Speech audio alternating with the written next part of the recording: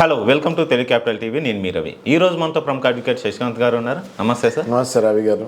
Sir, నిన్న పవన్ కళ్యాణ్ గారు AP అసెంబ్లీలో గత ప్రభుత్వం మనకు మిగిల్చిన వారసత్వంగా వచ్చిన వాటి గురించి, అలాగే సోషల్ మీడియాలో చేసిన ఈ రచ్చ గురించి కూడా చర్చలోకి వచ్చింది. అసలు ఏం జరిగింది? అందరికి తెలుసు, పవన్ కళ్యాణ్ గారు సోషల్ మీడియా అబ్యూస్మెంట్ ప్రొటెక్షన్ యాక్ట్ అనే బిల్ రావాలని కొద్ది రోజుల క్రితమే, జస్ట్ ఒక 2-3 డేస్ క్రితమే మీడియాలో అసెంబ్లీలో చెప్తాం జరిగింది.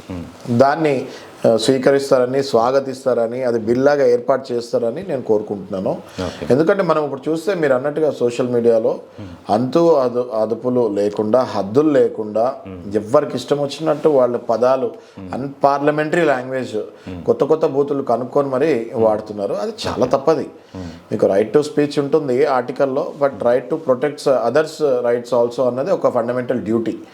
దాన్ని మర్చిపోయి ప్రవర్తిస్తున్నారు. కాబట్టి పవన్ కళ్యాణ్ గారు ఎంతో హుందాగా ఆ బిల్లు కావాలని కోరుకుంటం జరిగింది.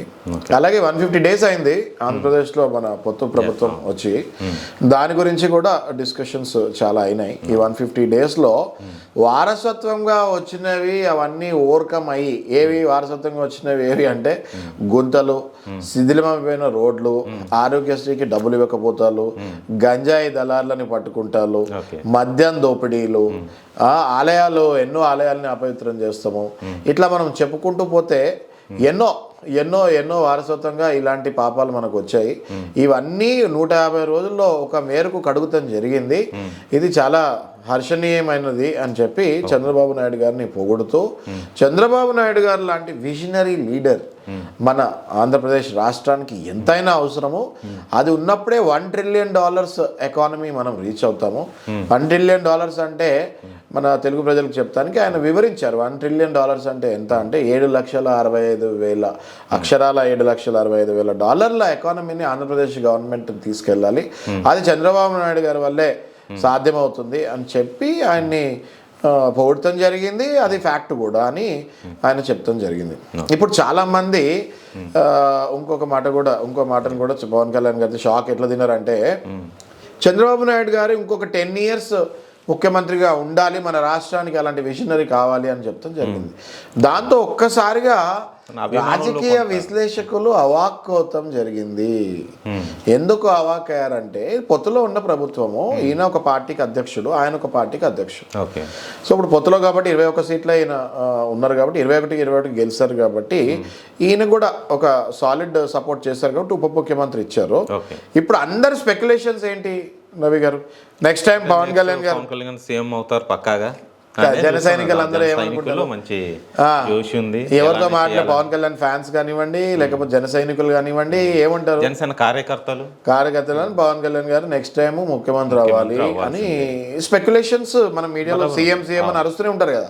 కానీ ఆయన దీనికి చెక్ పెట్టారు. పవన్ కళ్యాణ్ గారు ఎంత విజనరీయో నేను చెప్తున్నాను నేనండి. ఒక విజనరీ ఉన్న లీడర్ని గుర్తుపట్టేది ఇంకొక విజనరీ ఉన్న లీడరే. చాలా బాగా చెప్పారు సార్ కదా, అంతే కదా. మరి ఇప్పుడు ఒక విజనరీ ఉన్న లీడర్ని గుర్తుపట్టాలి అంటే ఒక విజనరీ ఉన్నాయనే గుర్తుపట్టగలుగుతారు, కానీ ఎవరు పడితే వాళ్ళు గుర్తుపట్టలేరు కదా.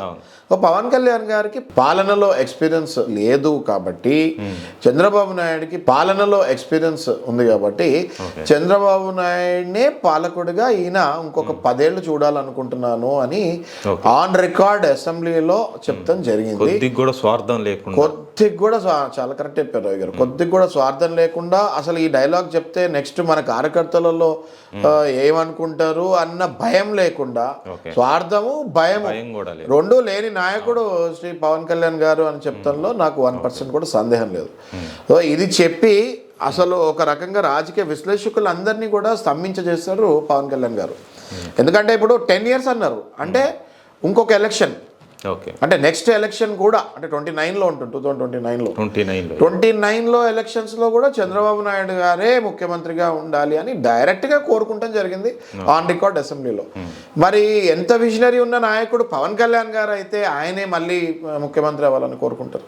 కాబట్టి డెఫినెట్గా పవన్ కళ్యాణ్ గారిని అభినందిస్తూ ఇలాగే ఆయన ముందుకు వెళ్ళాలి. రాష్ట్ర ప్రజలకి $1 ట్రిలియన్ ఏదైతే అందిద్దామన్న ఆశలో పవన్ కళ్యాణ్ గారు ఉన్నారో అది కళ నిజం అవ్వాలి అని నేను కోరుకుంటూ పవన్ కళ్యాణ్ గారికి, జన సైనికులకి ఆల్ ద బెస్ట్ చెప్తున్నాను. Okay sir, thank you.